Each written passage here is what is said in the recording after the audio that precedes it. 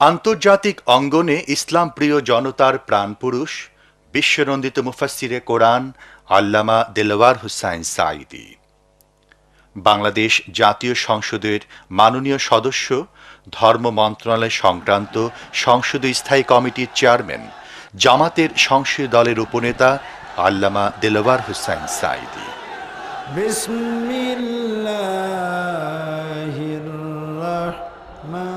ইসলামকে সাবলীলভাবে উপস্থাপন করার অসাধারণ যোগ্যতা আল্লাহ রাব্বুল আলামিন তাকে দান করেছেন। সুদীর্ঘ 18 বছর যাবৎ আল্লামা সাঈদীর বক্তব্য সুন্দরভাবে উপস্থাপনে নিরলসভাবে কাজ করে যাচ্ছে স্পন্দন অডিও ভিজুয়াল সেন্টার। আপনাদেরকে রেকর্ড করার জন্য, কারণ চট্টগ্রাম তাফসিরের মাহফিল স্পন্দন অডিও ভিজুয়ালের মাধ্যমে গোটা বিশ্বে ছড়িয়ে যায়। আলহামদুলিল্লাহ বলেন। যে প্রতিষ্ঠান চট্টগ্রামের তাফসিরের মাহফিল অত্যন্ত আন্তরিকতার সাথে শৈল্পিক সৌন্দর্য দিয়ে বিশ্বময় ছড়ায়, আল্লাহ যেন এই প্রতিষ্ঠান কবুল করে নেন। ইসলামকে জানুন। আল্লামা সাঈদীর বিভিন্ন বিষয়ভিত্তিক আলোচনার ক্যাসেট এবং সিডি সংগ্রহ করুন। নকল ক্যাসেট ক্রয় করবেন না। অরিজিনাল ক্যাসেট সিডি সংগ্রহের সময় অবশ্যই সিএইচপি মনোগ্রাম এবং সিলভার ডিস্ক দেখে নিন। স্পন্দন অডিও ভিজুয়াল সেন্টার।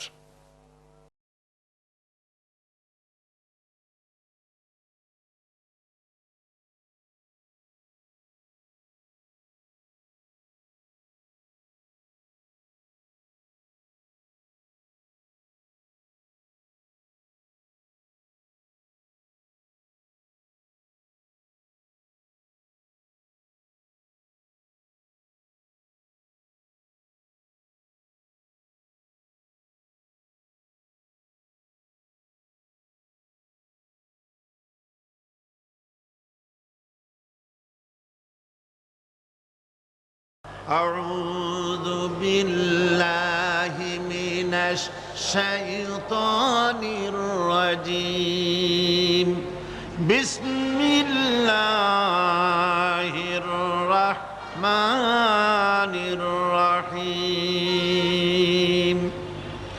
الحمد لله رب العالمين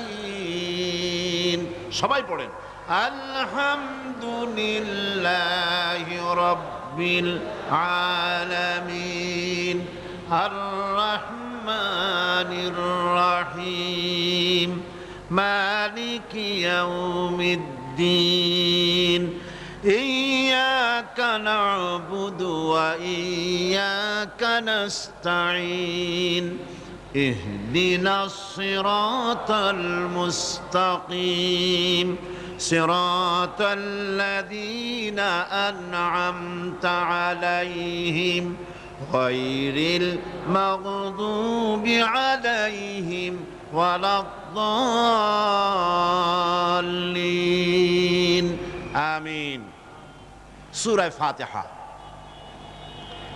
কোরআনে কারীমের সর্বপ্রথম একটি পূর্ণাঙ্গ সূরা যেটি, সেই সূরাটির নাম হচ্ছে সূরা ফাতিহা।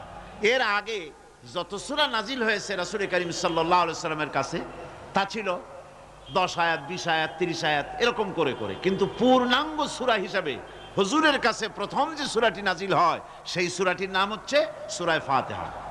আর এই ফাতিহার এটা গ্রন্থের প্রারম্ভিকা হিসাবে রাখা হয়েছে বলে এই সূরাটির নাম হচ্ছে আল ফাতিহা, সূরাতুল ফাতিহা অথবা ফাতিহাতুল কিতাব। যার সাহায্যে কোনো জিনিসকে উদ্বোধন করা হয়, শুরু করা হয়, সেটার নাম হচ্ছে ফাতিহা। সূরা ফাতিহার একটা নাম না, বরং এর অনেকগুলি নাম আছে। সূরা ফাতিহার কম বেশি 22টি নাম পাওয়া যায়, আবার তাফসিরে রুহুল মানিতে এর 40টি নাম বলা হয়েছে। সূরা ফাতিহা অত্যন্ত ফজিলতপূর্ণ একটি সূরা, বরকতপূর্ণ সূরা। এই সূরাটির এক নাম হচ্ছে ফাতিহাতুল কিতাব, মানে হচ্ছে কোরআন কুঞ্জিকা, কোরআনের চাবি অথবা কোরআন প্রারম্ভিকা। এটাকে বলা হয়েছে উম্মুল কিতাব, কোরআনের কিতাবের মা। তো মা মানে কোরআন শরীফের পেটে সূরা ফাতিহা হয়েছে তা না। আরবিতে শব্দের অর্থ হচ্ছে কেন্দ্র, সেন্টার, আসল। এই জন্যে মক্কা শরীফকে বলা হয়, কোরআনে কারীম মক্কা শরীফকে বলেছে কি? উম্মুল কোরা, গ্রাম সমূহের মা। সারা পৃথিবীর সমস্ত জায়গা থেকে, শহরগঞ্জ, গ্রাম থেকে লোকেরা এখানে এসে একত্রিত হয়, সেজন্য এটার নাম রাখা হয়েছে উম্মুল কোরা। আবার সেনাবাহিনীর পতাকাকে বলা হয় উম্মুন, তার মানে হচ্ছে সমস্ত সেনাবাহিনী এই পতাকার ছায়াতলে ঐক্যবদ্ধ হয়, একত্রিত হয়, সেজন্য সেই পতাকার নাম হচ্ছে উম্মুন। অনুরূপভাবে গোটা কোরআনে কারিমের মধ্যে যা কিছু আছে তা সূরা ফাতিহার ভিতরে কেন্দ্রীভূত করা হয়েছে বলে এটার নাম হয়েছে উম্মুল কিতাব। এটার নাম হয়েছে সূরাতুর রাস। রাস শব্দের অর্থ হচ্ছে মগজ। মগজ হচ্ছে মাথার কেন্দ্রস্থল, আর গোটা কোরআনে কারিমের কেন্দ্রস্থল হচ্ছে সূরা ফাতিহা। সূরা ফাতিহার আরেক নাম হচ্ছে সূরাতুল কানজ, অর্থাৎ খনি, খনির সূরা। তার মানে হচ্ছে জ্ঞান বিজ্ঞানের সমস্ত খনি আল্লাহ পাক সূরা ফাতিহার মধ্যে রেখে দিয়েছেন। সুবহানাল্লাহ ওয়া বিহামদিহি।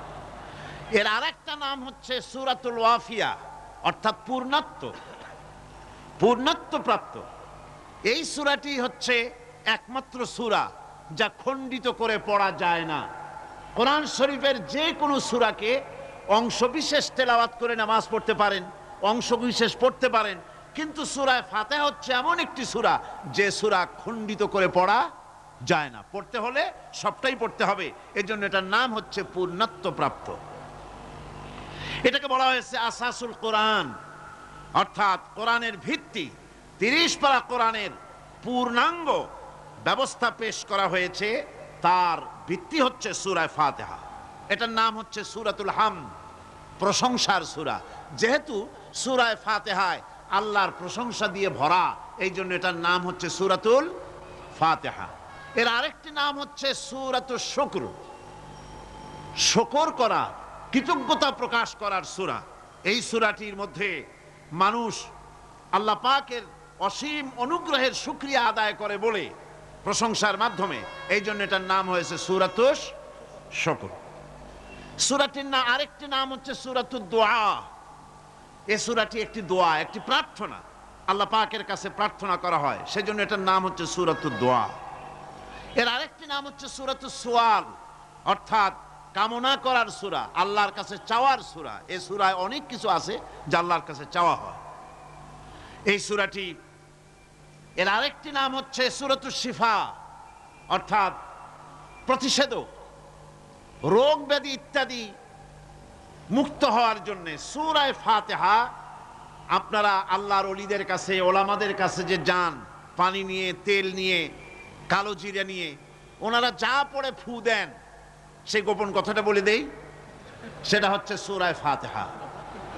সূরা ফাতিহা কোন কোন কিতাবে মুফাসসিরিন ইকরাম লিখেছেন, মুহাদ্দিসিনরা লিখেছেন যে দুরারোগ্য ব্যাধি, কোন ওষুধে ভালো হচ্ছে না, প্রতিদিন 40 বার করে সূরা ফাতিহা পড়ে পানিতে দম করে ফজরের পরে 41 দিন যদি এভাবে সেবন করে, সেই দম করা পানি দুরারোগ্য ব্যাধিও আল্লাহ পাক ভালো করে দিবেন। সুবহানাল্লাহ ওয়া বিহামদিহি। এটা হচ্ছে সূরাতুশ শিফা। এটাকে বলা হয় সূরাতুস সালাত। নামাজ হবেই না সূরা ফাতিহা ছাড়া, নামাজ সূরা ফাতিহা ছাড়া হবে না। এই জন্য লা সালাতা লিমান লাম ইয়াকরা বিফাতিহাতিল কিতাব, হাদিস শরীফে এসেছে সূরা ফাতিহা ছাড়া নামাজ শুদ্ধ হবে না, নামাজ জায়েজ হবে না। সেই জন্য এটার নাম হচ্ছে সূরাতুস সালাত। কোরআনে কারীমের এই সূরাটি, এটাকে হযরত পীর সাহেব কেবলা একটি আয়াত তেলাওয়াত করে বলেছেন সাবউল মাসানি।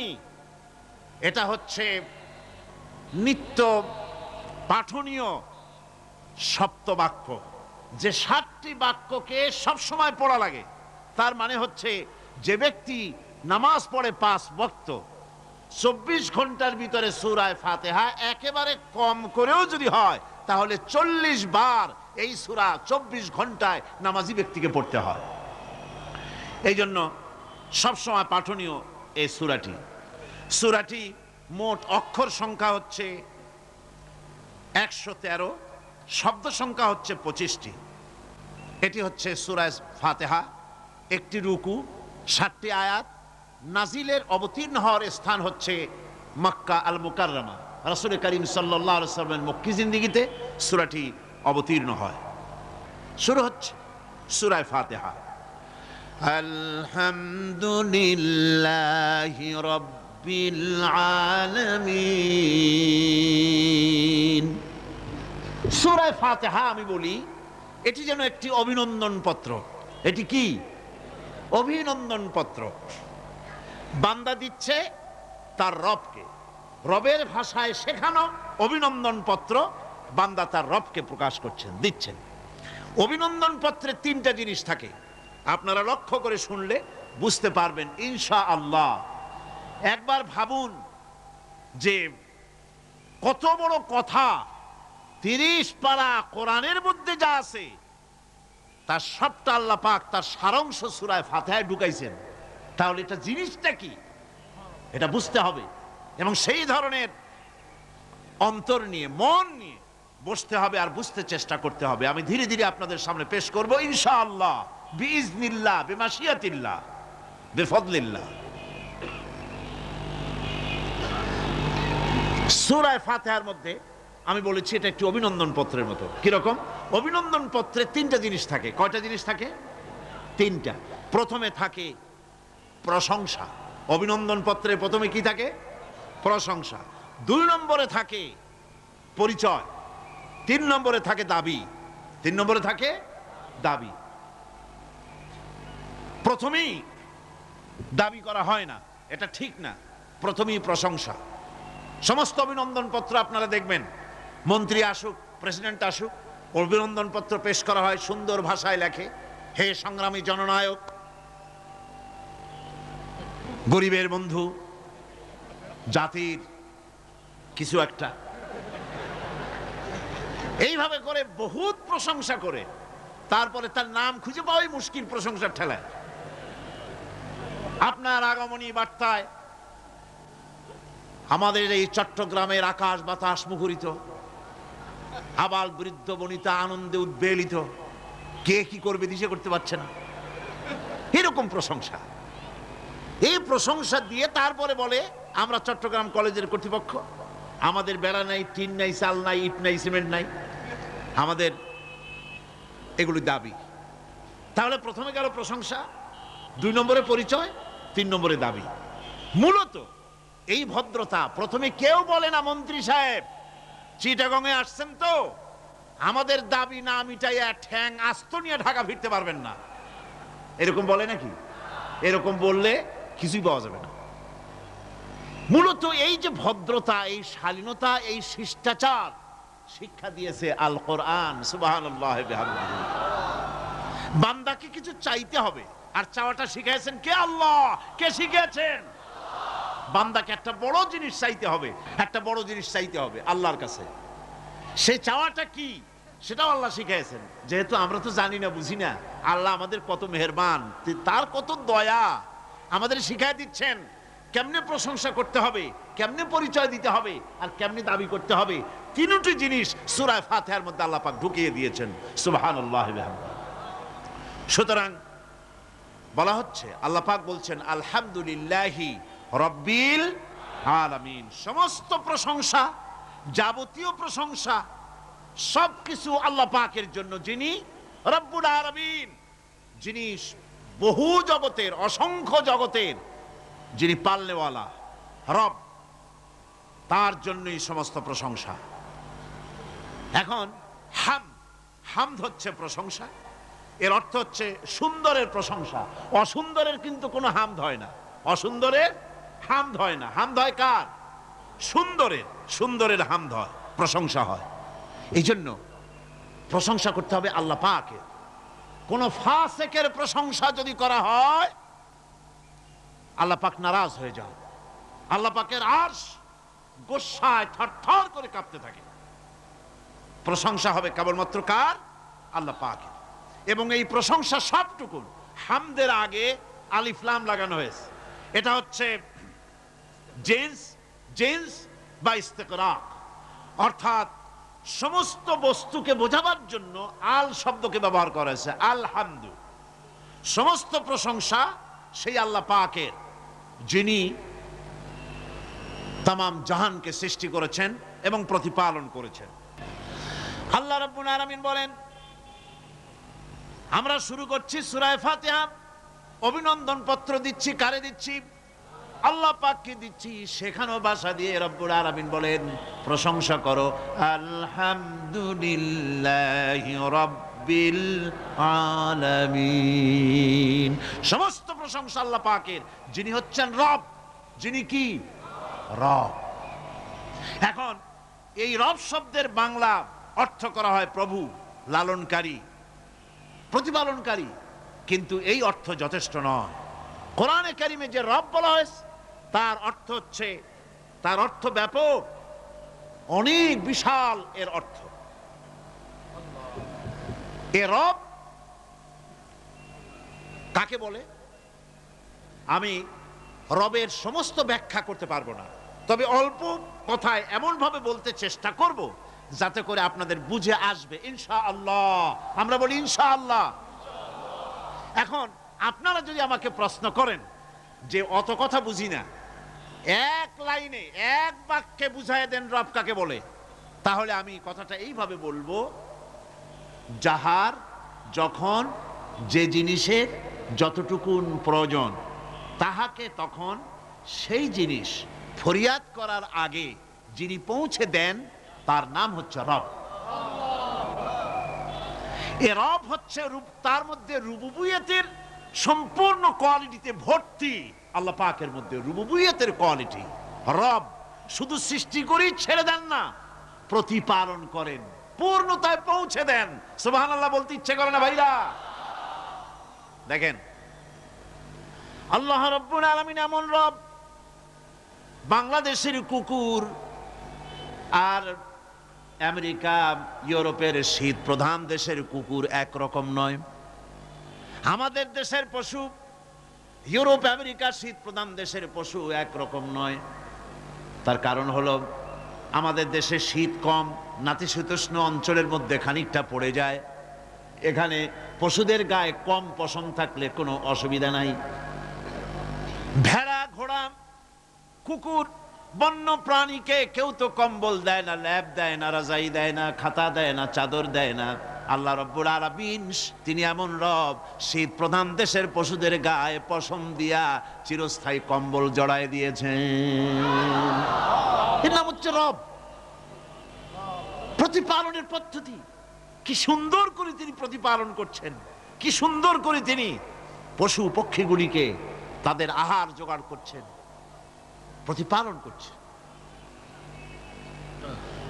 তিনি রব। মানুষকে সৃষ্টি করেছেন, আমাদেরকে সৃষ্টি করেছেন, সব প্রয়োজন মিটাইছেন। সুবহানাল্লাহ ওয়া বিহামদিহি, সকল প্রয়োজন মিটিয়েছেন, একটা জিনিস বাদ রাখেন না। আমি এই জন্য বলি যে কোরআন হচ্ছে বিজ্ঞানের উৎস। কোরআন বিজ্ঞানের কি? বিজ্ঞানের আবিষ্কার যত বাড়বে, বিজ্ঞান চিরটা কাল কোরআনের কাছে ভিক্ষার হাত দিয়ে এতিমের মতো দাঁড়ায় থাকবে কিয়ামত পর্যন্ত। আজ পৃথিবীর বিজ্ঞানীরা বলছেন জগৎ সম্পর্কে, আমরা মনে করছি পৃথিবীটাকে, আমাদের কাছে তো জগৎ দুইটা। কয়টা জগৎ? একটা জগৎ হলো এইটা, ইহ জগৎ আর পরজগৎ, এছাড়া আর কিছু জানি না। এই দুইটাই জগৎ আমাদের কাছে। এখন দেখেন বিজ্ঞানীরা কি বলছে। বিজ্ঞানীরা বলছেন সৌরজগতে শুধু আমাদের সৌরজগৎটাই শেষ না, অসংখ্য সৌরজগৎ আছে মহাশূন্যে, অসংখ্য সৌরজগৎ। পৃথিবীর প্রতি 4 বিলিয়ন মানুষ যদি এক একটা সৌরজগৎ দখল করে, তাতেও সৌরজগৎ শেষ হবে না, আরো সহস্র সহস্র বিলিয়ন বিলিয়ন সৌরজগৎ আরো ফাঁকা পড়ে থাকবে। এত সৌরজগৎ আল্লাহ সৃষ্টি করেছেন। এই মহাশূন্যে বহুমাত্রিক জগতের কথা আল্লাহ পাক এখানে বলেছেন। এই পৃথিবী একটা জগৎ, এই মাটির তলে আছে আর এক জগৎ, সমুদ্রের ভিতরে আছে পানির তলার আর এক জগৎ। আর মহাশূন্য যে কি তা আপনার মাথায় শূন্য হয়ে যাবে চিন্তা করতে করতে। এই জন্য বিজ্ঞানীরা, বড় বড় বিজ্ঞানী, এরা কিন্তু নাস্তিক হয় না। বর্তমান বিজ্ঞানীরা চিন্তা করে গবেষণা করে খেয়েই হারিয়ে ফেলছে মহাশূন্যকে দেখে। যেখানে আছে গ্যালাক্সি, যেখানে আছে মিল্কি ওয়ে, যেখানে রয়েছে অসংখ্য তারকা, এই পৃথিবীটা মহাশূন্য আল্লাহ যেভাবে তৈরি করেছেন সেই তুলনায় এই পৃথিবী একটা মার্বেলের চাইতে খুব বেশি একটা বড় কিছু হয় বলে মনে হয় না। পৃথিবী যদি হয় একটা মার্বেলের মতো, তাহলে আমরা যে মানুষ, আমাদের অস্তিত্ব কোথায় চিন্তা করেন। এবার মহাশূন্যে চলেন। মহাশূন্য সে কি বিশাল মহাশূন্য! একটা তারকা থেকে আর একটা তারকায় যদি যেতে হয় তাহলে সহস্র সহস্র বিলিয়ন বছরের দরকার হবে। কি বছর? এ দুনিয়ার বছর না, আলোকবর্ষ, লাইট ইয়ার। আলো চলে প্রতি সেকেন্ডে কত? 1,86,000 মাইল। এই 1,86,000 মাইলের সেকেন্ড, এর মিনিট, এর ঘন্টা, এর দিন, এর মাস, এর বছর, এই আলোকবর্ষ। সহস্র সহস্র আলোকবর্ষ পার হয়ে যাবে এক তারকা থেকে আর এক তারকায় পৌঁছানো সুকঠিন। এ ধরনের অসংখ্য তারকা আল্লাহ পাক তৈরি করে রেখেছেন। সূর্য হচ্ছে পৃথিবীর চাইতে 13 লক্ষ গুণ বড়। এরকম সূর্য বিজ্ঞানীরা এখন বলছে, আগে বলতো 1 কোটি সূর্যের চাইতে বড় তারকা, এখন বলতেছে এই রকমের পৃথিবীর চাইতে 13 লক্ষ গুণ বড় যে সূর্য, এরকম 3 কোটি সূর্য খাইয়ে ফেলাইতে পারে।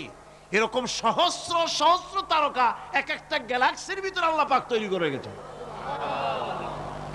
এখন মনে হচ্ছে যে এই তারকাগুলি বড় না, এই তারকাগুলির চাইতে আবার বড় জিনিস আছে। সেগুলি কি? সেটাকে বলা হয় ব্ল্যাক হোল। সেটাকে বলা হয় ব্ল্যাক হোল, অন্ধকার কূপ। ব্ল্যাক হোল আবার ম্যানহোল বুঝবেন না, কিন্তু ম্যানহোলের ঢাকনা চুরি হয় যেমন। তবে একটা দৃষ্টান্ত আপনি বুঝতে পারেন, রাস্তায় রাস্তায় যেমন অসংখ্য ম্যানহোল আছে, ওই রকম করে মহাশূন্যে অসংখ্য ব্ল্যাক হোল আছে, একটা দুইটা না, অসংখ্য। এই ব্ল্যাক হোল আবার দেখা যায় না, অদৃশ্য ব্ল্যাক হোল। এই ব্ল্যাক হোলগুলো কি? এগুলি কোরআনে কারীমের মধ্যে আল্লাহ পাক বলেছেন, ফালা উকসিমু বিমাওয়াকিন নুজুম, ফালা উকসিমু বিমাওয়াকিন নুজুম, শপথ সেই পতন স্থানের যেখানে নক্ষত্র সমূহ ধ্বংস হয়ে যায়, ধ্বংসপ্রাপ্ত হয়, কসম সেই স্থান সমূহের। সুবহানাল্লাহ। এই অন্ধকার কূপের, এই অন্ধকূপের কসম করছেন আল্লাহ পাক। সেই অন্ধকূপটা কি? সেই ব্ল্যাক হোলটা কি? সেই ব্ল্যাক হোল হচ্ছে ওই যে তারকার কথা বললাম যে সূর্য খাইতে পারে, 3 কোটি সূর্য খাইতে পারে, এই রকমের তারকাগুলি ঘুরতে ঘুরতে কোনো এক কারণে যখন সে ব্ল্যাক হোলের রেঞ্জের মধ্যে এসে যায়, তখন ব্ল্যাক হোল ওকে এমন ভাবে চুষে হজম করে ফেলে যেমন বাচ্চা চকলেট চুষা খাইয়া ফেলায়। এইরকম ব্ল্যাক হোলগুলি অত বড় তারকাগুলি খাইয়া চুষা শেষ করে ফেলে দেয়। সুবহানাল্লাহি বিহামদিহি। বিজ্ঞানীরা বলেছেন, আমাদের এই পৃথিবীটা, আল্লাহ না করুন কখনো, আমাদের এই পৃথিবীটা যদি কোনো ব্ল্যাক হোলের আওতায় পড়ে, ওর রেঞ্জে আসে, তাহলে মাত্র 2 সেন্টিমিটারের মধ্যে পৃথিবীটা তার ঘনত্ব লাভ করে ব্ল্যাক হোলের মধ্যে অদৃশ্য হয়ে যাবে, হারায় যাবে, অস্তিত্ব থাকবে না। আল্লাহ পাক, আশ্চর্য লাগে আমার, বিজ্ঞানের বইপত্র যখন পড়ি আমার কাছে আশ্চর্য লাগে, 1400 বছর আগে নবী কোনো বিজ্ঞানাগারে পড়াশোনা করেন নাই, কোন সায়েন্স নিয়ে রিসার্চ করেন নাই, সেই নবীর মুখ থেকে এমন বিজ্ঞানময় কোরআন আল্লাহ বের করালেন যে আজকের পৃথিবীর মডার্ন যুগের বিজ্ঞানীরা কোরআনের কাছে এতিম হয়ে দাঁড়ায় আছে।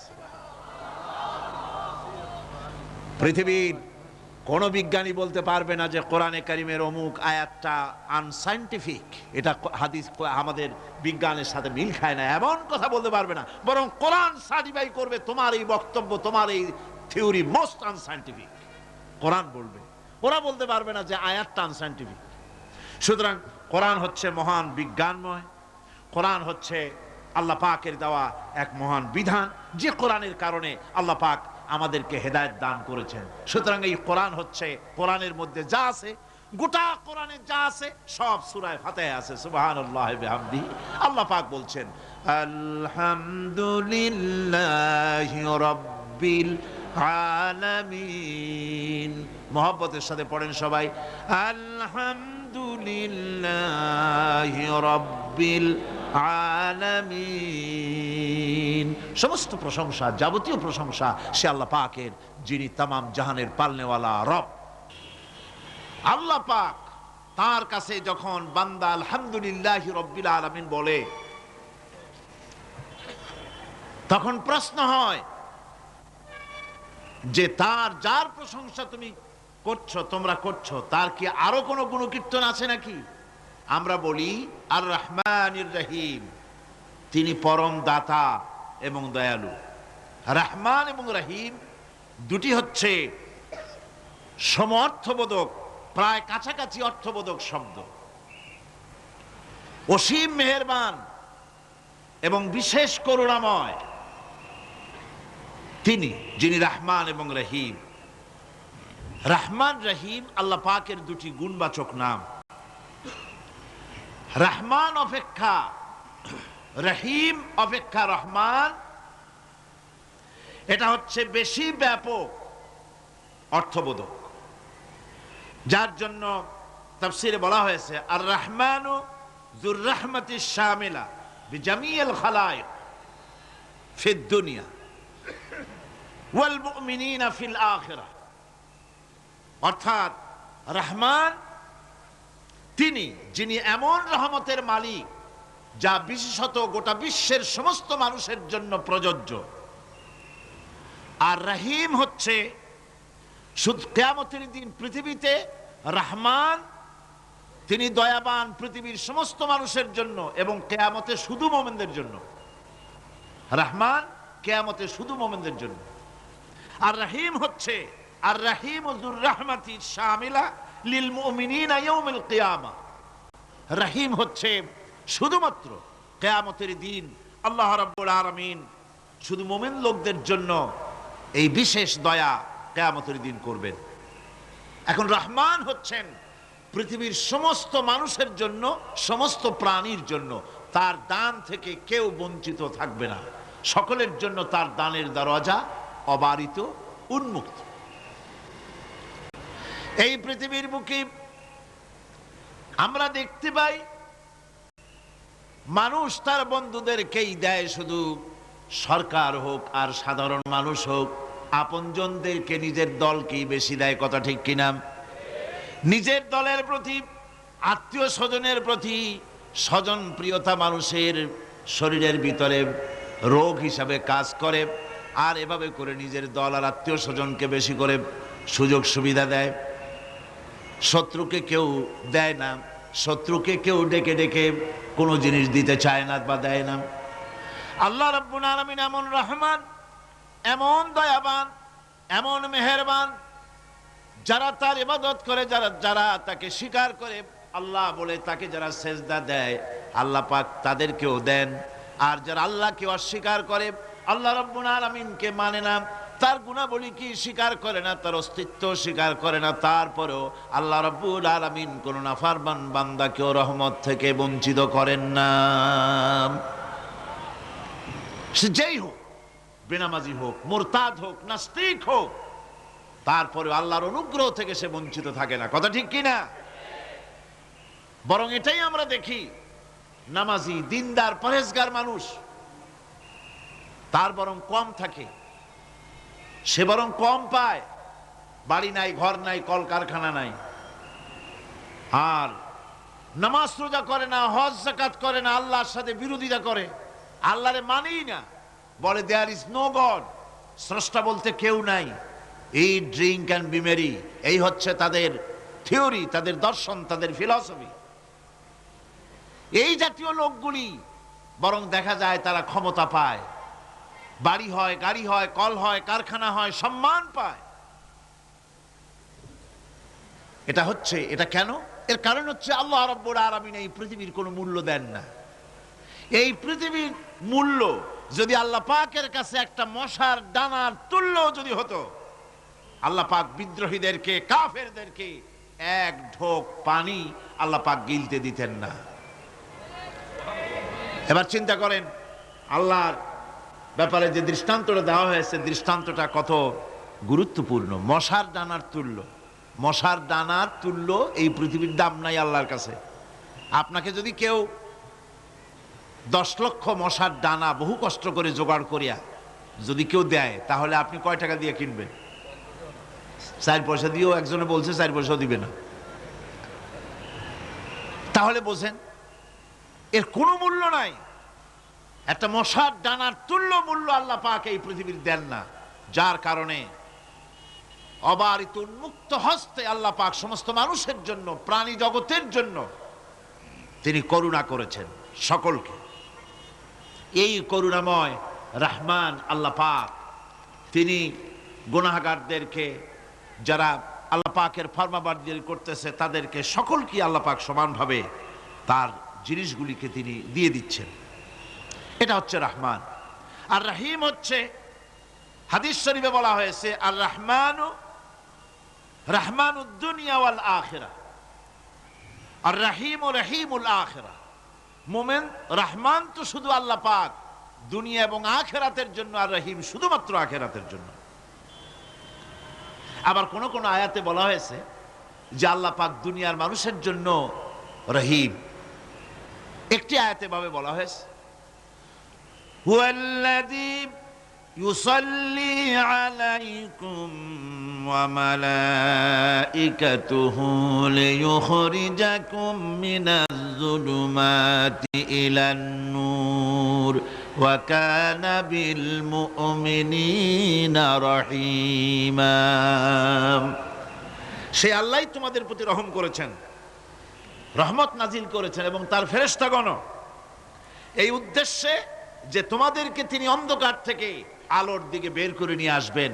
আর তিনি হচ্ছেন মুমিনদের জন্য রহিম, অত্যন্ত দয়াবান। আরবি ভাষায় আর রহমান অন্তর্জগতের এমন একটি নম্র উচ্ছ্বাসিত অবস্থার প্রতি ইঙ্গিত করে, যার ফলে তার স্বতঃস্ফূর্তভাবে নিজের থেকেই মহানুভবতা এবং প্রীতি ও মহব্বতের ইচ্ছার বহির্প্রকাশ ঘটে। তাই রহমতের মধ্যে আছে স্নেহ, আছে প্রীতি, আছে অনুগ্রহ। আল্লাহ পাকের রহমতটা কি জিনিস? সেটা হচ্ছে রহমতি ওয়াসিআত কুল্লা শাই। আমার রহমত দিয়ে সমস্ত জিনিসকে ঢেকে রাখা হয়েছে। প্রত্যেকটি জিনিসের ভিতরে আল্লাহ পাকের রহমত রয়েছে। রহমত ছাড়া এই পৃথিবীতে মানুষের চলার কোনো পথ নাই। সমস্ত ব্যাপারই আল্লাহ পাকের রহমত আর রহমত।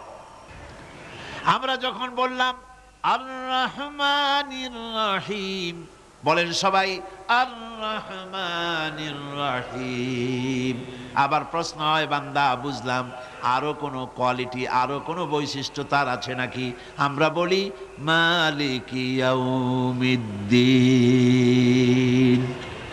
তিনি হচ্ছেন বিচার দিনের মালিক, শেষ বিচারের মালিক তিনি। একদিকে এটাকে ব্যালেন্স করা হয়েছে, একদিকে অফুরন্ত রহমত, যার কোনো কুল নাই, কিনারা নাই। এখন আদল দরকার। এখন কি দরকার? আদল, ইনসাফ দরকার।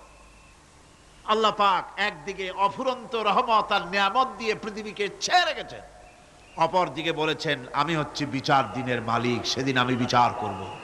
সেই বিচারের ভিতরে কোনো পক্ষপাতিত্ব থাকবে না, হবে না।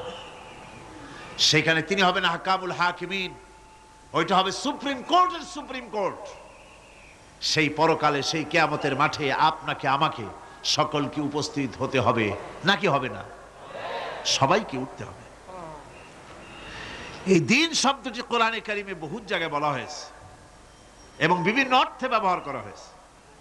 যেমন দিন শব্দের অর্থ প্রভাব, প্রতিপত্তি, আধিপত্য, ইতাআত, বন্দিগি, দাসত্ব, আনুগত্য, নীতি, পথ, পন্থা, হিসাব, ফায়সালা, প্রতিদান, প্রতিফল, এরকম অনেক অর্থ, অনেক অর্থে দিন শব্দ কোরআন কারীমের মধ্যে ব্যবহৃত হয়েছে।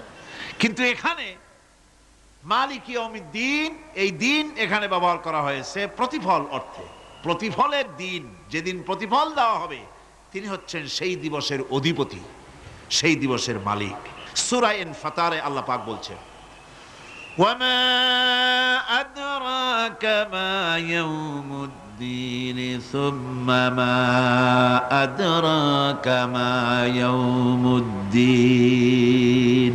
বিচারের দিনটি কি তা তোমাকে কে জানালো? আবার জিজ্ঞেস করছি, তোমাকে কে জানালো বিচারের দিনটা কি?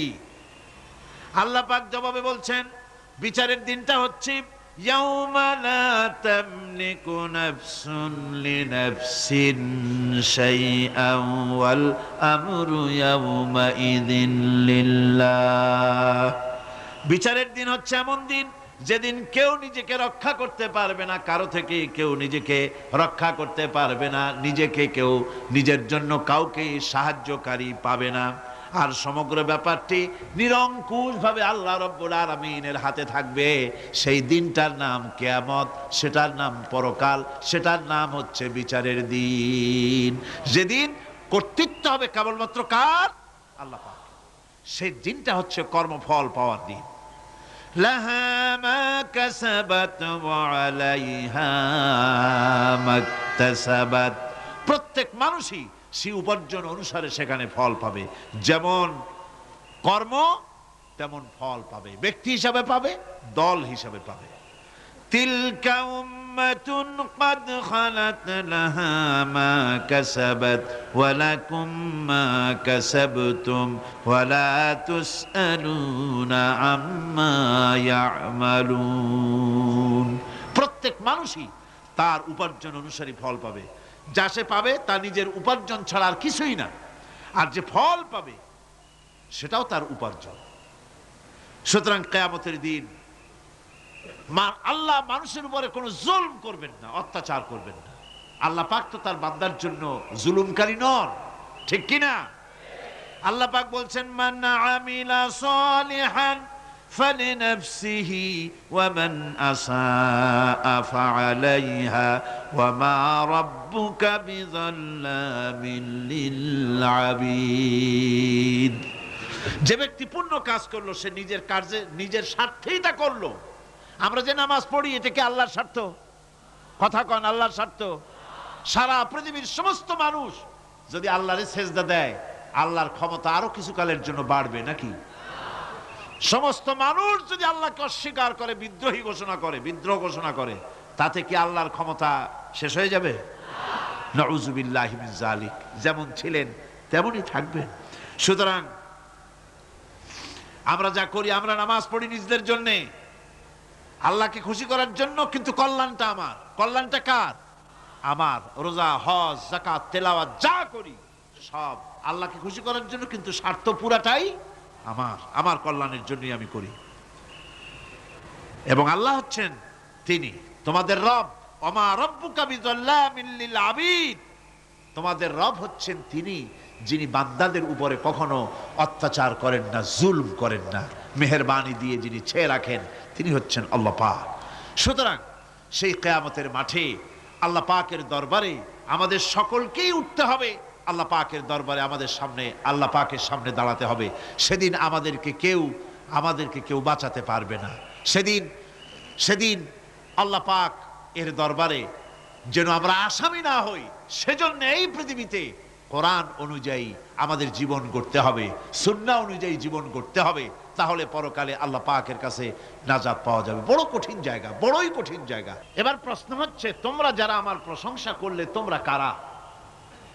জবাবে আমরা বলছি, ইয়্যাকা না'বুদু ওয়া ইয়্যাকা নাস্তাঈন। আয় আমার রব, আমরা হচ্ছি তোমার বান্দা, একমাত্র তোমারই গোলামি করি, একমাত্র একমাত্র তোমারই ইবাদত করি। আর কারো ইবাদত, এই শব্দটা লাগাইলে কি বোঝা যায়? যে আর কারো করি না, একমাত্র তোমারই ইবাদত করি। আর একমাত্র তোমারই কাছে সাহায্য প্রার্থনা করি। ইয়াকা না'বুদু ওয়া ইয়াকা নাস্তাইন। আল্লাহ রাব্বুল আলামিন আমাদেরকে সৃষ্টি করেছেন আসলে এইটার জন্য। সৃষ্টি করেছেন কিসের জন্য? কোরআনে কারীমের মধ্যে আল্লাহ রাব্বুল আলামিন বলেন, ওয়ামা খালাকতুল জিন্না ওয়াল ইনসা ইল্লা লিয়াবুদুন। আমি মানুষ এবং জিনকে সৃষ্টি করেছি শুধুমাত্র আমার ইবাদতের জন্য, আমার গোলামির জন্য, আমার আনুগত্যের জন্য। এই ইবাদত একটি ব্যাপক অর্থবোধক শব্দ। আমরা যদি ইবাদতটা নাই বুঝি তা আমাদের মানব জন্ম হবে বৃথা। ইবাদত হচ্ছে আল্লাহর পছন্দনীয় জিনিসগুলি আমল করে তার সন্তুষ্টি অর্জন করার জন্য প্রচেষ্টা চালানো জীবনের সকল ক্ষেত্রে। এর মধ্যে ইবাদতের ভিতরে এমন এক ব্যাপক অর্থ যে এর ভিতরে নামাজ, রোজা, হজ, যাকাত, সত্য কথা, আমানতদারি, দিয়ানতদারি, প্রতিবেশীর হক আদায় করা, মাতা পিতাকে শ্রদ্ধা করা, প্রতিবেশীর হক আদায় করা, স্ত্রীর হক আদায় করা, সৎ কাজের আদেশ করা, অসৎ কাজের নিষেধ করা, জিহাদ ফি সাবিলিল্লাহ করা, এই সব কিছুই হচ্ছে ইবাদতের মধ্যে শামিল। জিকির আজকার করা, তেলাওয়াত করা, আমলে সালেহ করা, এভাবে করে আল্লাহ পাককে খুশি করার জন্য আল্লাহর নির্দেশ মাফিক কাজগুলি করা, সবটাই হচ্ছে ইবাদতের মধ্যে শামিল। প্রশংসা করেছি, পরিচয় দিয়েছি, আমরা তোমার বান্দা।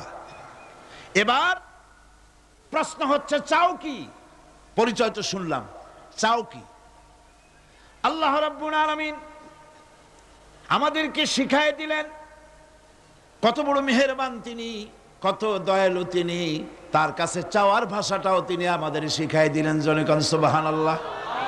রব্বুল আলামিন আমাদের শিখালেন এভাবে চাও, ইহদিনাস সিরাতাল মুস্তাকিম সিরাতাল্লাযীনা আন'আমতা আলাইহিম গায়রিল মাগদুবি আলাইহিম ওয়ালাদ-দাল্লিন।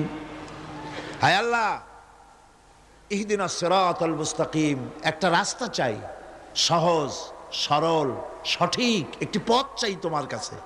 সেই পথটা চাই যে পথ হচ্ছে নিয়ামত প্রাপ্তদের, অভিশপ্ত এবং পথভ্রষ্টদের পথ নয়। যে পথ নিয়ামত প্রাপ্তদের, ওই ধরনের একটা পথ আমরা চাই। পথ দেখাবার মালিককে কোরআনে কারীম বলছে, আল্লাহ রাব্বুল আলামিন বলেন, ওয়া আলাল্লাহি কাসদুস সাবিলি ওয়া মিনহা জাইরুন ওয়ালাউ শাআ লাহাদাকুম আজমাইন। ওয়া আলাল্লাহি কাসদুস সাবিল, সোজা রাস্তা বলে দেওয়ার দায়িত্ব আমি আল্লাহর। সোজা রাস্তা বলে দেওয়ার দায়িত্ব কার? তিনি বলছেন বলার দায়িত্ব আমার, সোজা রাস্তাটা আমি বলে দেব।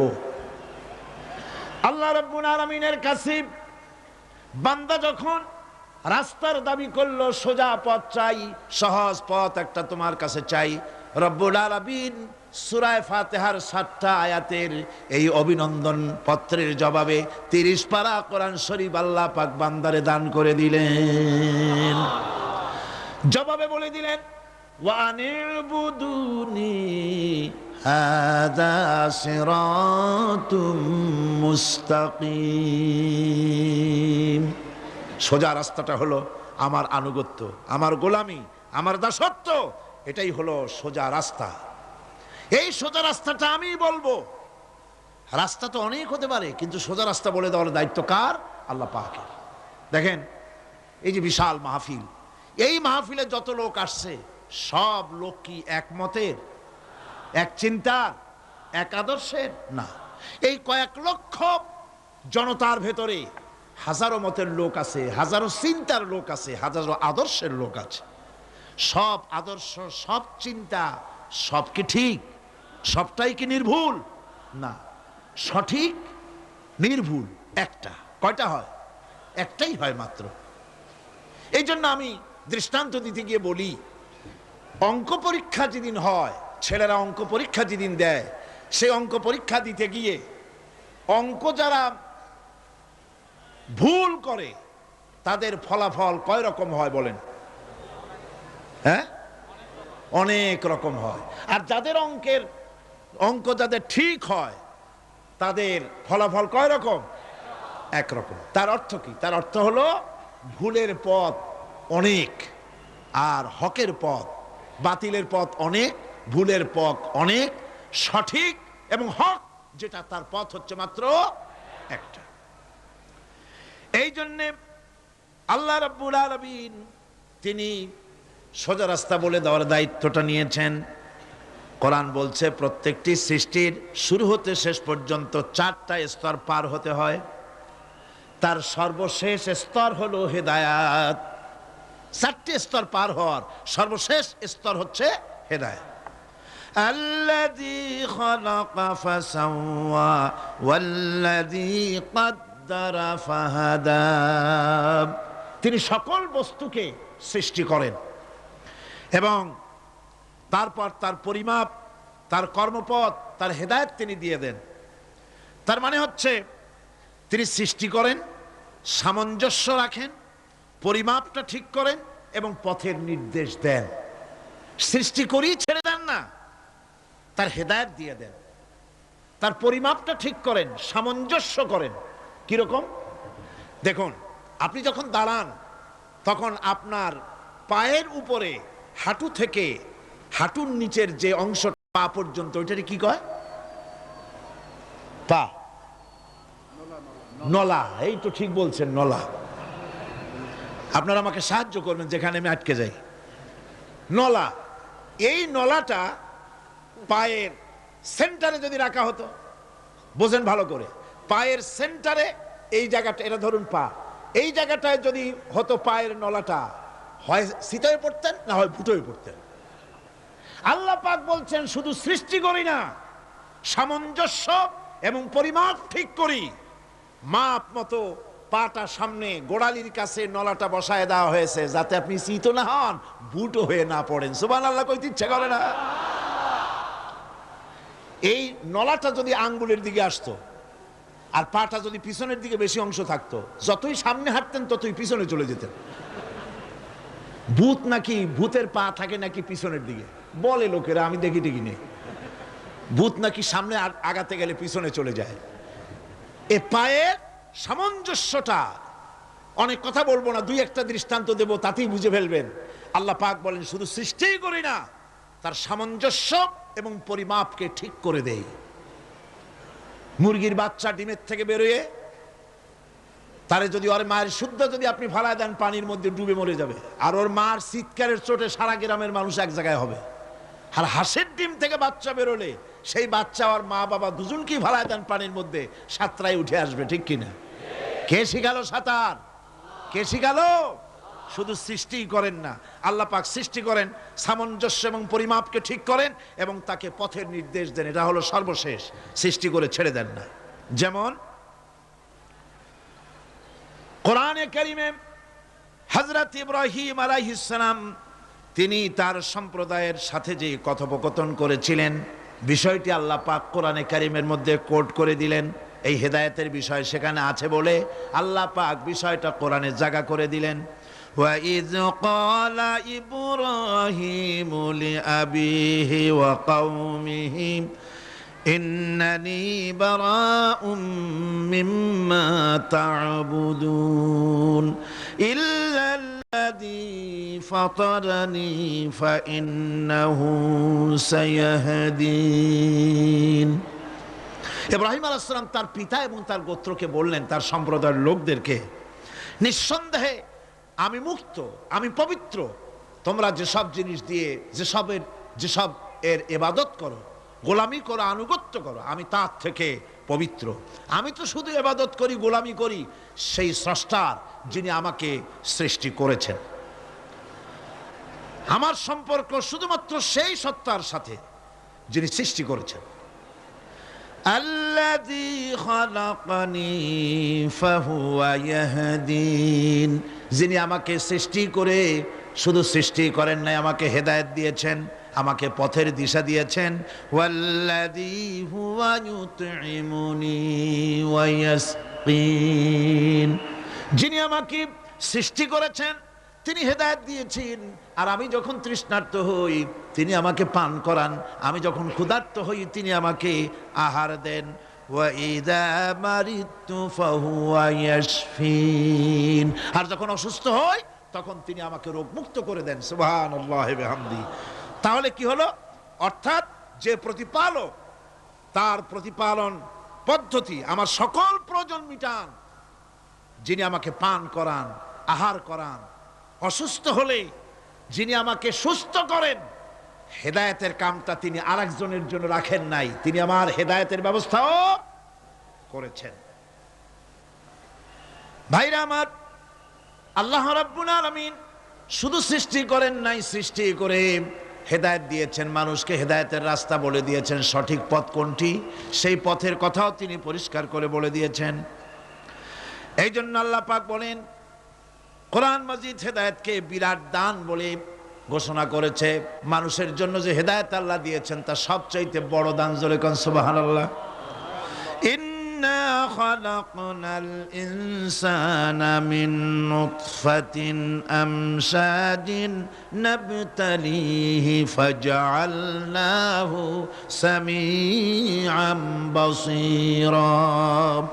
আমি মানুষের মিলিত শুক্র দ্বারা, নুতফা দিয়ে আমি মানুষ সৃষ্টি করেছি এবং তাকে একে একে বিভিন্ন স্তর পার করেছি। তাকে শ্রবণ শক্তি দিয়েছি, তাকে দর্শন শক্তি দিয়েছি। ইন্না হাদাইনাহুস সাবিলা ইম্মা শাকিরান ওয়া ইম্মা কাফুরা। নিশ্চয়ই আমি তাদেরকে তাদের কর্মপন্থা প্রদান করেছি, আমি তাদেরকে হেদায়েত দিয়েছি, চলার পথের দিশা দিয়েছি। এখন ইচ্ছে করলে সে কৃতজ্ঞ হতে পারে, ইচ্ছে করলে অকৃতজ্ঞতার পথও অবলম্বন করতে পারে। আমি তাকে হেদায়েত দিয়ে দিয়েছি, পথ দেখিয়ে দিয়েছি। ডান এবং বা দুটি রাস্তা আল্লাহ পাক দেখিয়ে দিয়েছেন।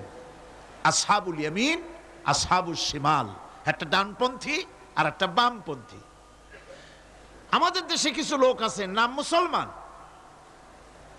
মুসলমান, কিন্তু বলে যে আমরা বামপন্থী আন্দোলন করি, অথচ সমস্ত ডানপন্থীদের জায়গা হবে জান্নাতে যদি জান্নাতের আমল করতে পারে। ডানপন্থীদের নেতা হচ্ছেন দুনিয়ার সমস্ত পয়গম্বরেরা, আর বামপন্থীদের নেতা হলো শয়তান। বামপন্থীদের নিয়ে শয়তান যাবে কিয়ামতে জাহান্নামে। আল্লাহ পাক রাস্তা বলে দিয়েছে। আল্লাহ রাব্বুল আলামিন বলেন, আলাম নাজআল লাহু আইনাইনি ওয়া লিসানান ওয়া শাফাতাইন ওয়া হাদাইনাহুন নাজদাইন। আমি কি তোমাদের দুটি চক্ষু দেই নাই, দেখার জন্য দুটো চোখ দেই নাই?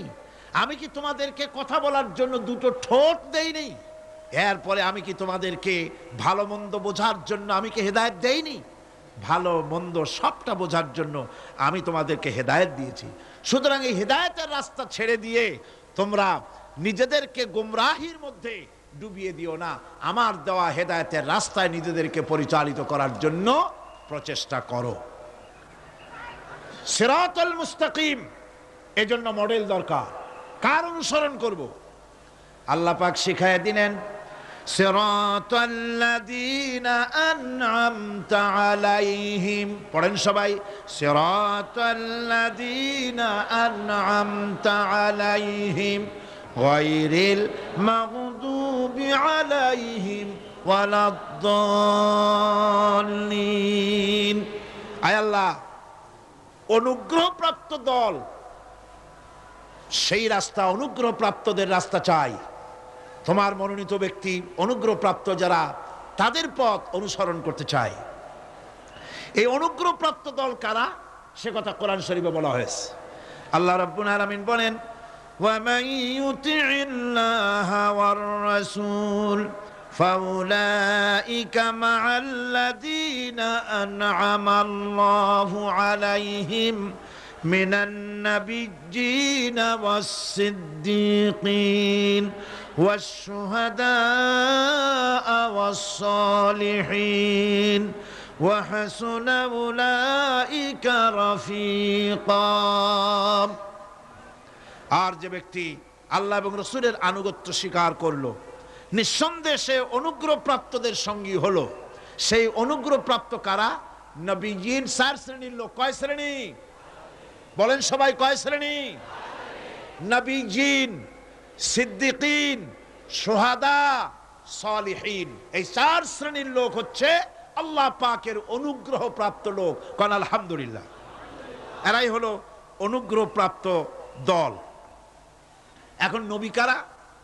নবী হচ্ছেন যারা নাকি আল্লাহ পাকের কাছ থেকে ওহী প্রাপ্ত হয়েছেন, নিখিল মানুষের চিরন্তন শান্তি এবং কল্যাণের জন্য আল্লাহ পাকের নিকট থেকে সত্যের বিধান লাভ করেছেন। তারাই হচ্ছেন নবী, যারা আল্লাহ পাকের কাছ থেকে ওহী প্রাপ্ত হয়েছেন। আর নবীরা হচ্ছেন মাসুম, নবীরা হচ্ছে বেগুনাহ। নবীদের কোনো ভুল নাই, নবীদের কোনো গুনাহ নাই। কোন সুবহানাল্লাহ। এই পৃথিবীর মধ্যে সুপার কোয়ালিটির মানুষ, সর্বশ্রেষ্ঠ মানুষ কারা? নবীরা। সর্বশ্রেষ্ঠ মানুষ কারা? এখানে আবার এক শ্রেণীর লোকেরা বলে যে নবীরে মানুষ কওয়া যাবে না। আছেন এমন লোক? নবীরে মানুষ কওয়া যাবে না কেন? কয় না নবীর সম্মান কত। আচ্ছা নবীরে মানুষ বলবো না তো বলবোটা কি? নবীরা কি ফেরেশতা? যদি ফেরেশতা বলি তাহলে কি নবীদের মর্যাদা বাড়ানো হলো? বলেন আপনারা, বাড়ানো হলো? তাহলে নবীদেরকে কি বলবো? তারা কি জেন? যদি জেন বলি তাহলে তাতে কি মর্যাদা বাড়বে? সবচাইতে মর্যাদা বেশি কার? মানুষের। সুতরাং এক শ্রেণীর লোকেরা খামোখাই আলেম নামধারী লোক, অথচ নবীকে মানুষ বলতে রাজি না। কোরআনে কারীম সাফ করে আল্লাহ পাক পরিষ্কার করে বলেছেন, কুল ইন্নামা আনা বাশারুম মিসলুকুম ইউহা ইলাইয়া আন্নামা ইলাহুকুম ইলাহু ওয়াহিদ। নবী বলুন, আমি তোমাদের মতো মানুষ, আমার উপরে ওহী আসে। ইন্নামা আনা বাশারুম মিসলুকুম, তোমাদের মতো মানুষ। একটু ভালো করে বিষয়টা বোঝেন। আরো বলেছি আমি, আজকে আবার স্মরণ করায় দেই। আল্লাহ শিখাই দিচ্ছেন, বলুন আমি তোমাদের মতো মানুষ, ফেরেশতা নই, জিন নই, আমার কাছে ওহী আসে। পার্থক্য এখানে। তবে আরো পার্থক্য আছে, সেটা হচ্ছে আমরা হচ্ছি সাধারণ মানুষ, নবীরা হচ্ছেন অসাধারণ মানুষ। সুবহানাল্লাহ। আমরা হচ্ছি মানব, রাসূল আল্লাহর পয়গম্বররা হচ্ছেন মহামানব। কথা বুঝে আসছে? তার মানে হলো আমরা সাধারণ মানুষ। সাধারণ মানুষেরা গুনাহ করতে পারে, ভুল করতে পারে, সব রকমের গুনাহ করতে পারে। নবীরা কোনো গুনাহ করতে পারেন না। আল্লাহ পাক তাদের দিয়ে গুনাহ করান না। আল্লাহ পাক ফেরেশতা দিয়ে, আপন কুদরত দিয়ে নবীদেরকে হেফাজত করেন। সুবহানাল্লাহ। সুতরাং এই কথা বিশ্বাস করতে হবে, সমস্ত নবীরা হচ্ছেন মানুষ। নবীদের আদর্শই কেবলমাত্র আদর্শ, সেই আদর্শকেই গ্রহণ করতে হবে, তাকেই একমাত্র নেতা হিসাবে গ্রহণ করতে হবে। আমার নেতা বলতেও রাজি না। মুশকিল কি এক জায়গায়? কয় যে নেতা বলা যাবে না কেন? কয় যে ওই যে মানুষেরা বলে, স্লোগান দেয়, আমার নেতা, তোমার নেতা, অমুক তমুক হ্যান ত্যান, তো এগুলির সাথে নবীরে মিশানো এটা ঠিক না। তাছাড়া নবীরে নেতা কব না, কবটা কি? নবী কি হয় নেতা হবে, না হয় অনুসারী হবে, এর বাইরে তো কিছুই নাই। হয় ইমাম, না হয় মুক্তাদি। বাইরে কি? বাইরে তো নাই কিছু। সুতরাং নবী কি মুক্তাদি হবে? নবী কি অনুসারী হবে? নিশ্চয়ই হাজার বার নবী হচ্ছেন ইমাম, নবী হচ্ছেন নেতা। আমরা যখন আরবিতে বলি, ওনারা নিজেরাও আরবিতে বলেন, তখন কোনো আপত্তি হয় না। আল্লাহুম্মা সাল্লি আলা সাইয়্যিদিনা মুহাম্মদ। সাইয়্যিদিনা মানে হচ্ছে আমাদের লিডার, আমাদের নেতা। সাইয়্যিদিনা যখন বলে তখন আপত্তি করে না, কিন্তু আমাদের নেতা বললেই আপত্তি করেন। বাংলা ভাষা, বাংলাদেশি মানুষ হইয়া বাংলা ভাষার প্রতি এই গভীর জ্ঞান দেখলে দুঃখই হয়। বন্ধুগণ, মনে রাখতে হবে, নবী হচ্ছেন মাসুম, বেগুনাহ এবং নেতা। আর মুহাম্মদ সাল্লাল্লাহু আলাইহি সাল্লাম হচ্ছেন বিশ্ব নেতা, এটা কোনো সন্দেহ নাই। এই নবীর অনুসরণ করতে হবে। সিদ্দিকিন হচ্ছে সত্যকে যারা উদার, উন্মুক্ত, অকুণ্ঠ চিত্তে, দ্বিধাহীনভাবে যারা গ্রহণ করেছে, এর বিপরীত যারা করেই নাই, তারাই হচ্ছেন সিদ্দিকিন। হযরতে যেমন একটা দৃষ্টান্ত, হযরতে আবু বকর সিদ্দিক রাদিয়াল্লাহু তাআলা আনহু, মেরাজ থেকে হুজুর ফিরে এসেছেন সকালবেলায়, ফজরের নামাজ পড়ে বসেছেন কাবা শরীফে, তিনি বসে আছেন। তো তখন আবু জাহেল এসে বলছে, মুহাম্মদ সাল্লাল্লাহু আলাইহি ওয়াসাল্লাম, প্রত্যেক দিনই তো নতুন নতুন কথা কও, আজকে কোনো নতুন কথা আছে? হুজুর বললেন, হ্যাঁ নতুন কথা আছে। কি? বলে, এই তো শেষ রাত্রে জিবরাইল আসছিল, আমারে নিয়ে গেল বাইতুল মুকাদ্দাসে, জেরুজালেমে গিয়ে নামাজ পড়লাম, ওইখান থেকে মহাকাশ পাড়ি দিলাম, 7 আকাশ পাড়ি দিলাম, সিদরাতুল মুনতাহা গেলাম, আরশে আজিম ভ্রমণ করলাম, আল্লাহর সাথে কথা কইলাম, জান্নাত জাহান্নাম দেখলাম, তারপরে আবার এই আইসা নামাজ পড়িয়া তোমাদের সাথে কথা বলতেছি। আবু জাহেল কয় যে, খাইছে, যাও, মাথা টাথা একটু ভালো ছিল, এখন তাও সর্বনাশ হয়ে গেছে। কয়, মুহাম্মদ সাল্লাল্লাহু আলাইহি ওয়াসাল্লাম, তুমি যা বললা এই কথাটা আমি কি হুবহু মানুষের কাছে বলবো? হুজুর বলছেন, অবশ্যই বলো গিয়ে। আবু জাহেল চিন্তা করলো, দিস ইজ দ্য মোমেন্ট, এটাই হলো আসল সুযোগ পেয়ে গেছে মানুষকে বিভ্রান্ত করার জন্য। সবার আগে ছুটে চললো হযরত আবু বকর রাদিয়াল্লাহু তাআলা আনহুর বাড়িতে, যে বলছেন, আবু বকর শুনেছো? বলে, কি? কয়, মুহাম্মদ সাল্লাল্লাহু আলাইহি ওয়াসাল্লাম এই রকমের কথা বললো, বেচারার মাথা টাথা যাও ভালো ছিল, শেষ। হুজুর বলছেন, আবু জাহেল, আমার রাসূল কি এরকম বলেছেন? আবু জাহেল বলছে, আমার নিজ কানে শুনে আসলাম, এখনো তিনি সেখানে বসা।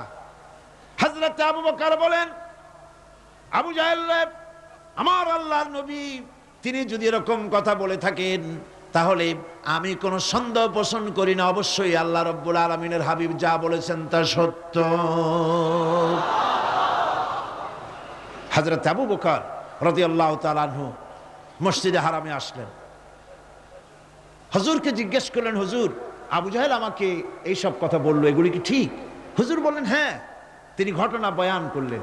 হযরত আবু বকর বললেন, হে রাসূল, আপনি যা বলেছেন সত্য বলেছেন, আপনার মেরাজ ঠিক হয়েছে, সঠিক হয়েছে, সন্দেহ নাই। হুজুর বলেন, আবু বকর, তুমি তো শুধু আবু বকর নাও, তুমি সিদ্দিক। সত্যকে যারা অকুণ্ঠ চিত্তে দ্বিধাহীন ভাবে যারা সত্যের সামনে মাথা নত করেছে, গ্রহণ করে নিয়েছে, দ্বিমত পোষণ করে নাই, কোন রকমের দুষ্ট বুদ্ধির আশ্রয় গ্রহণ করেনি, উল্টাপাল্টা করেনি, এই সমস্ত মানুষেরই হলো সিদ্দিক। আর এদের দলকেই সিদ্দিকিন বলা হয়। তাহলে নবিয়্যিন, সিদ্দিকিন, এনারা হচ্ছেন নেয়ামত প্রাপ্ত। 3 নম্বরে হচ্ছে শুহাদা, সত্যকে যারা সত্যের সাক্ষী দিয়েছে, সত্যের সাক্ষ্যদাতা। সত্য হচ্ছে ইসলাম। সত্য কি? ইসলাম। সত্য হচ্ছে আল্লাহ, সত্য হচ্ছে নবী, সত্য হচ্ছে কোরআন, সত্য হচ্ছে হাদিস। এই মহাসত্যকে যারা স্বীকৃতি দিয়েছে, নিজেদের কথা দিয়ে, কাজ দিয়ে, ধন দিয়ে, সম্পদ দিয়ে, এমনকি নিজের জীবনটা এই রাস্তায় বিলিয়ে দিয়ে, মহাসত্যের চিরস্থায়ী সাক্ষী দিয়ে দুনিয়া থেকে যারা বিদায় হলেন, ওনারা হচ্ছেন শহীদ। 4 নম্বরে হচ্ছে সালিহিন। 4 নম্বরে কি? সালিহিন। সালিহিন হচ্ছে জীবনের প্রত্যেকটি ক্ষেত্রে যারা একনিষ্ঠভাবে আল্লাহর বিধান পালন করেছেন, যারা পুণ্যের সাথে সুদৃঢ় থেকেছেন, যারা অটল থেকে পুণ্যের সাথে, হকের সাথে অটল থেকেছেন, কোন অবস্থাতেই ইসলামী আদর্শের বিরুদ্ধাচরণ করেনি, তারাই হচ্ছেন সালিহিন। ইসলামের আদর্শ ছাড়ে নাই, পরিত্যাগ করে নাই, জীবনের সবকিছুর বিনিময় এটাকে আঁকড়ে ধরে থেকেছেন, ইসলামী আদর্শের পরিপন্থী কিচ্ছু করেন নাই। এরা হচ্ছেন সালিহিন। কোন আলহামদুলিল্লাহ। আল্লাহর অনুগ্রহ প্রাপ্ত কয় শ্রেণী? 4 শ্রেণী। নবীয়্যিন, সিদ্দিকিন, শুহাদা, সালিহিন। এই 4 শ্রেণীর লোকেরাই হচ্ছে নিয়ামত প্রাপ্ত। আমরা বলেছি, সিরাতাল্লাযীনা আন'আমতা আলাইহিম গায়রিল মাগদুবি আলাইহিম ওয়ালাদ-দাল্লিন। নিয়ামত প্রাপ্তদের পথ চাই, অনুগ্রহ প্রাপ্তদের পথ, আর অভিশপ্ত পথভ্রষ্টদের পথ আমরা চাই না, আমরা পরিহার করে চলবো। এটা একটু ওয়াদাও বটে।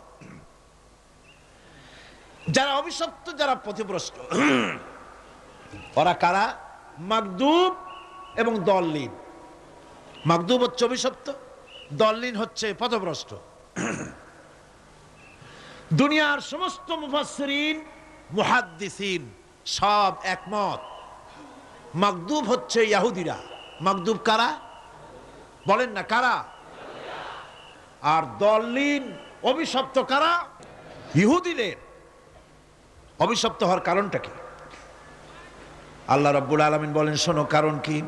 وضربت عليهم المسكنة ذلك بأنهم كانوا يكفرون بآيات الله ويقتلون الأنبياء بغير حق ذلك بما عصوا وكانوا يعتدون। তাদের উপর দারিদ্র এবং অসহায়তার অভিশাপ বর্ষিত হয়েছে। এর কারণ হলো তারা আল্লাহ পাকের আয়াতকে অস্বীকার করেছে, তারা অকারণে আল্লাহর নবীদেরকে হত্যা করেছে এবং প্রত্যেকটি ব্যাপারে আল্লাহর শরীয়তের সীমা লঙ্ঘন করেছে। যুরিবাত আলাইহিমুল যিল্লাতু ওয়াল মাসকানা ওয়া বাউ বিগাদাবিন মিনাল্লাহ। আল্লাহ পাক বলেছেন, চিরকাল ইহুদিরা অভিশপ্ত, তাদের কোনো আবাসস্থল হবে না, সারা জীবন ঘুরে বেড়াবে।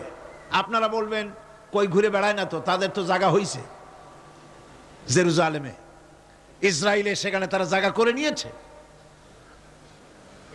তাহলে এটা কেমন হলো?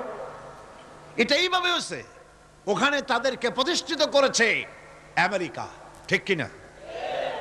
আল্লাহ পাক কোরআন শরীফের মধ্যে বলেছেন, যদিও মানুষের সাহায্যে কোনো জায়গায় তাদেরকে আল্লাহর ইচ্ছায় অথবা মানুষের সাহায্যে কোথাও যদি জায়গা হয়ও, অপমানের জীবন যাপন করতে হবে সারাটা জীবন, কিয়ামত পর্যন্ত দুঃখে দুঃখে মরতে হবে, দেশে দেশে ঘুরে বেড়াতে হবে ভিক্ষুকের মতো। সে অবস্থাই হয়েছে। আমেরিকা ওদের উপর থেকে হাত উঠায় নিক, মধ্যপ্রাচ্যের আজকের ২০ ফোড়া ইসরায়েল, আমেরিকা যদি তাদের রুবুবিয়াতের প্রতিপালনের হাতটা উঠায় নেয়, তাহলে আরব দেশে যত লোক আছে যুদ্ধ করা লাগবে না, এক পাশে গিয়ে পেশাব করলে ভাইসে লোহিত সাগরে চলে যাবে। সুতরাং এই ইহুদিদের পথ অনুসরণ করা যাবে না। ইহুদিরা অপরাধ করছিল কি? একটু আগেই বললাম, তারা আল্লাহর আয়াতকে অস্বীকার করেছে, তারা নবীদেরকে হত্যা করেছে, এটাই হলো তাদের অপরাধ। তারা শরীয়তের ব্যাপারে বাড়াবাড়ি করেছে। সুতরাং আল্লাহ পাক বলছেন ইহুদিদেরকে ছাড়তে হবে, খ্রিস্টানদের অনুকরণ ছাড়তে হবে। ইহুদি খ্রিস্টান সকলের অনুকরণ ছেড়ে দিয়ে নিয়ামত প্রাপ্ত ওই 4 শ্রেণীর লোকের অনুসরণ করতে হবে, তাহলেই খাঁটি মুসলমান হওয়া যাবে। কোন আলহামদুলিল্লাহ। এই হলো সূরা ফাতিহা, যা গত আজকের দিন সহ 5 দিন আমরা আলোচনা করলাম। কোন আলহামদুলিল্লাহ। এখন এই সূরা ফাতিহাকে আমি আপনাদের পকেটে উঠায় দিতে চাই, যাতে করে মনে থাকে। 5 দিনের অনেক কথা এক জায়গায় করে দিলে মনে করতে সুবিধা হবে, ঠিক কিনা? মনে রাখতে সুবিধা হবে। সূরা ফাতিহা আয়াত কয়টা? এই 7টি আয়াতের 7টি শিক্ষা আছে। সূরা ফাতিহার শিক্ষা 1, সকল প্রশংসা কেবলমাত্র হাদিস শরীফে এসেছে, ইদা মুদিহাল ফাসিকু ইহতাজ্জাতিল আরশ। যখন কোন ফাসিকের প্রশংসা করা হয়, যে ব্যক্তি নামাজ পড়ে না, রোজা করে না, দিন মানে না, ঈমান নাই, চরিত্র নাই, এমন লোককে যখন প্রশংসা করা হয়, আল্লাহ পাকের আরশ গোসায় থরথর করে কাঁপতে থাকে। সুতরাং সমস্ত প্রশংসা হবে কার? আর প্রশংসা হবে বিশ্ব নবী জনাবে মুহাম্মদ রাসূলুল্লাহ সাল্লাল্লাহু আলাইহি ওয়াসাল্লাম। চিৎকার মেরে সারা জীবন আল্লাহ এবং রাসূলের প্রশংসা করতেই থাকবো ইনশাআল্লাহ। আমাদের করতে হবে, মুসলমানদের দায়িত্ব। আর প্রশংসা করব যারা আমার রাসূলের, আল্লাহর হুকুম মানে আর আমার রাসূলের অনুকরণ যারা করে, তারা আমাদের সম্মানের পাত্র। আলহামদুলিল্লাহ। 2, শেষ বিচারের একমাত্র মালিক হচ্ছেন আল্লাহ পাক। সূরা ফাতিহার দ্বিতীয় শিক্ষা, শেষ বিচারের দিন, ডে অফ জাজমেন্ট, শেষ বিচারের দিনের মালিককে? একচ্ছত্র অধিপতি আল্লাহ রাব্বুল আলামিন। যেদিন কেউ কথা বলতে পারবে না আল্লাহ পাকের নির্দেশ ছাড়া, সেই হাসরের মাঠের একচ্ছত্র মালিক আল্লাহ পাক। সুপ্রিম কোর্টের সুপ্রিম কোর্ট, সমস্ত জাস্টিসদের জাস্টিস হবেন আল্লাহ সুবহানাহু ওয়া তাআলা। এটা হলো দ্বিতীয় শিক্ষা, মনে রাখতে হবে। সেদিন আল্লাহ পাক তিনি বিচার করবেন, কঠিন বিচার হবে সেদিন, এটা মনে রাখতে হবে। 3 নম্বরের শিক্ষা হচ্ছে সূরা ফাতিহার শিক্ষা নাম্বার 3, জীবনের সকল ক্ষেত্রে গোলামি, আনুগত্য, দাসত্ব একমাত্র কেবলমাত্র শুধুমাত্র আল্লাহ রাব্বুল আলামিনের। গোলামি কার হবে? চিল্লায় বলেন, কার হবে? 3। 4 নম্বরে সাহায্য চাইতে হবে কেবলমাত্র কার কাছে? আল্লাহ পাকের কাছে। 5, হেদায়েতের গ্রন্থ হিসাবে গ্রহণ করতে হবে আল্লাহ পাকের কোরআনে কারীমকে। 6, অনুসরণ করতে হবে কেবলমাত্র নবীয়িন, সিদ্দিকিন, শুহাদা, সালেহিনদেরকে। 7, জীবনের সকল স্তর থেকে ইহুদি এবং নাসারাদের প্রভাব মুক্ত করতে হবে নিজের জীবনকে। ইহুদি, নাসারা, আল্লাহ বিরোধী যারা মুশরিক, নাস্তিক, মুরতাদ, এর সবগুলি থেকে নিজেকে মুক্ত করতে হবে। গোলামি হবে কেবলমাত্র আল্লাহ পাকের। আর এইভাবে 7টি আয়াতের 7টি শিক্ষা আপনাদের সামনে পেশ করলাম। আল্লাহ রাব্বুল আলামিন এগুলি যেন মানার তৌফিক আমাদের দেন, আমরা বলি আমিন। আরো জোরে বলেন আমিন।